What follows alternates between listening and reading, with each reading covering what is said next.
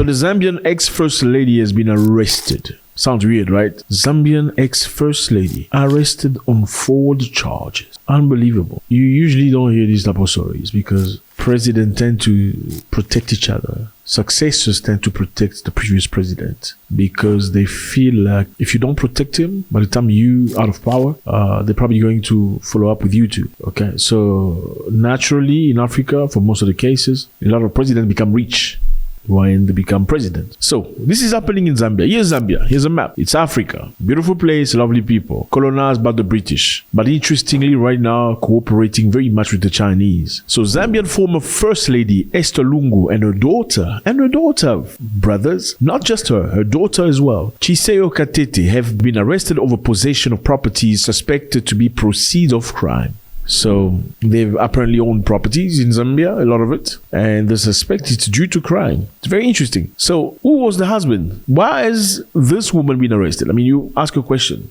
Like I said earlier, presidents tend to protect each other because most presidents in Africa still, most of them, most presidents in Africa will become richer as president. I don't know how. Some countries don't even have salaries that are known by the public. Some countries have fake salaries, but they make a lot of money out of everything else. And in the meantime, they don't just enrich themselves. They will enrich their wives, their second wives, for those who have second wives, their third, fourth wives, those who have their children, their nephews. So the wife of the ex-president and the child have been arrested over possession of properties they believe comes out of the blue. So they need to justify the properties. Where do the properties come from? Miss Lungu failed to give a reasonable explanation on how she acquired the $1.5 million estate in the capital, the state's anti-drug agency said. So she owned a $1.5 million house. Okay, so that's not a lot. $1.5 million, anybody could have that though. Now, on top of that, they say she's got also 15 white double-story flat. 15, that 1-5 double-story flat that she owns. That's under her name. Now, what have they accused the daughter of? The daughter has been accused of acquiring other 3 flat estates in Lusaka, suspected to be bought fraudulently. Obviously, like I said earlier, family get money, everybody make money, everybody becomes rich. So what they do is they will steal as much as they can because they know they're going to be a time where you need to stop being president. When you're not president anymore, you should be set for the rest of your life. Okay, even though most presidents get sustenance, they get paid until the day they die. Meaning from the day they're not president anymore, the state takes care of them until their death. But that's not enough. Now, the good question is this one. The ex-president Lungu retired from politics in 2021 and we are in 2024. Why has nothing happened since 2021 to 2024?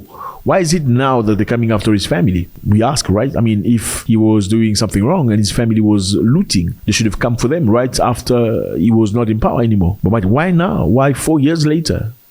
Why now? Maybe we might have an answer. Mr. Lungu announced a comeback to politics last October, prompting the government to withdraw his retirement benefit. Oh, that's insane. The government has withdrawn his retirement benefit. Like I said earlier, when you become president and you decide to not be president anymore, when you leave presidency, you get retirement benefits. So the state pays you a certain amount of money, a very good amount of money. You can live with it, with security, nice house, health care, and many other things for you and your family. Now, just when the president says, I'm going to be potential candidate for the next election, they cancel the retirement plan immediately. They didn't even wait for him to actually make it official. Say, okay, I'm going to be a candidate. He just made a little noise. Boom, they hit him hard. Now, some people believe this is a strategy to discourage him from coming back to politics, which is seemingly very effective. Or let's just stop his retirement fund. He's not going to get it anymore. Let's attack his wife, put her in jail. And her daughter, put her in jail.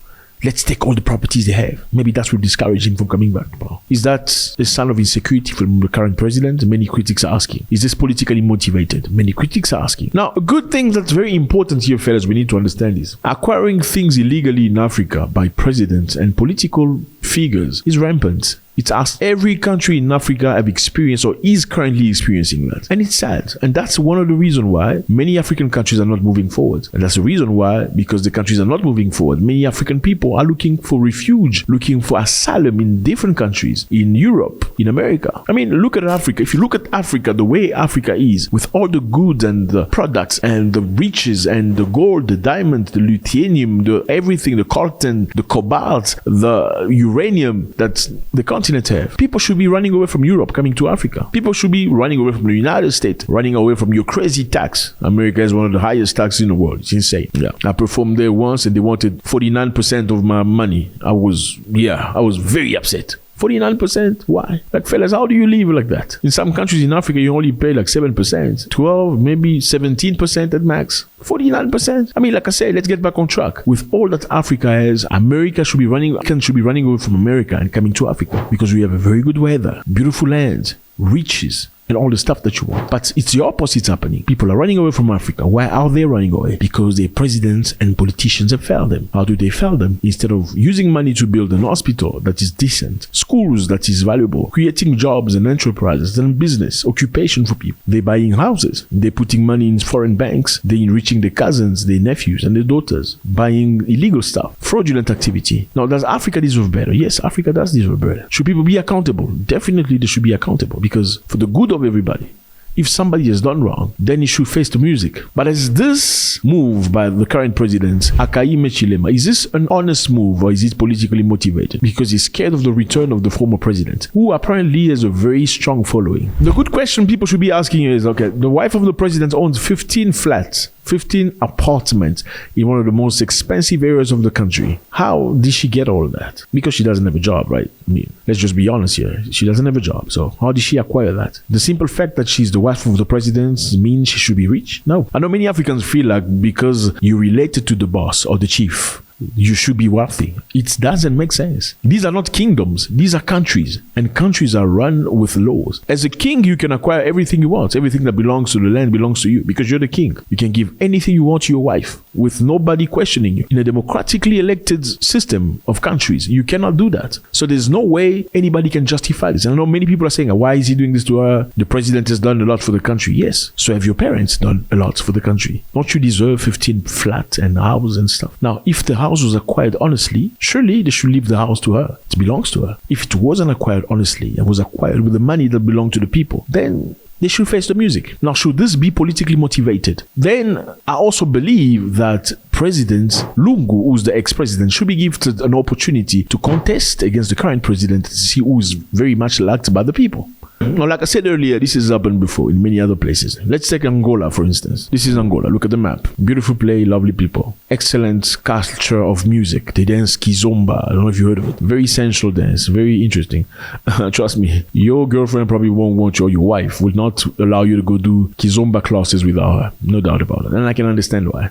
It's rubbing against each other. But yeah, beautiful culture. Angola is known for its oil. Very rich country. Lots to offer. Also, one of the most, if not the most expensive capital in the world, Luanda. Most expensive in the world, I believe. I don't know if it's still the same, but that's what we knew for information purpose. Yeah, it's very expensive. Why? Because there's a lot of money. They have diamonds, a lot of it. They have a lot of oil. Now, ex-president José Eduardo Santos had been running the country for over 30 years. He was a strong president, fought wars against many other contenders, and remained in power for 30-something. I mean, you're asking yourself, how do somebody stay in power for 30 years? Yes, in Africa, some people do. And they, for some reason, feel like they are the only people that are competent to run the country, which I found absolutely insane. Now, when he reached a certain age and he felt that he wanted to retire, he called somebody else named João Lourenço. João Lourenço was somebody he worked with really well, part of his political party as well. Because many people believe that when he was leaving the power, he did not want to be followed up with justice. He didn't want to be facing justice and stuff like that. And the best way to do that and retire peacefully is to sign a contract or a deal with somebody who's going to protect you when you're not president anymore. So that's what he did with João Lourenço. João Lourenço became president after José Eduardo dos Santos. Now, José Eduardo dos Santos had something very particular. He had a daughter named Isabel dos Santos. Isabel dos Santos, at some point, was the richest African woman. She was worth about $2 billion.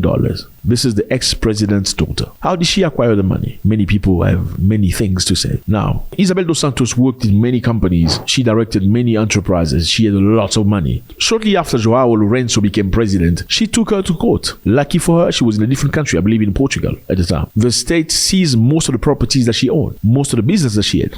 She was worth $2 billion. Now, how did she acquire $2 billion?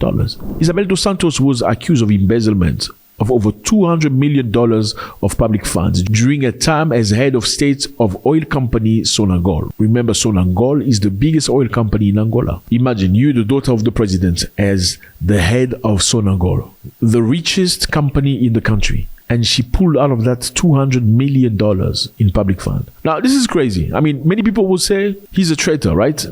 Joao Lorenzo, for trying to arrest the daughter of the person who let him be president, because that's what it was. He passed the power to Joao Lorenzo. He said, you can be president. Because nobody could have taken him out. If he wanted to stay, he would have stayed, just like the Cameroonian president, just like many other presidents. He decided to get Joao Lorenzo as president. But Joao Lorenzo, after becoming president, laid charges against the previous president's daughter. And lately, they asked Interpol to arrest her wherever she is to bring her back to the country. But she's not been arrested yet. And she still says she did not steal any money from nobody. And people are asking her to justify where she got the money from. I mean, $3 billion. Where do you get that from? It should be some sort of a record. Says she owned telecommunication companies, technology companies, and many other companies. But many people say, where did she get the money to kickstart these companies? If they do exist, the money came from the state. Now, my question to you fellas is this one. Should people face the music for stealing from governments? Or should they give them an opportunity because their fathers and their husbands did tremendous work for the country? And say, okay, well, you know what? He was the president. Allow him to have 15 houses. It doesn't kill anybody. Or allow her to have $2 billion. Do you share the opinion that for Africa to progress, Africa need to clamp down on corruption and stop it for good? Let me know how you feel about this. It was a great pleasure. God bless.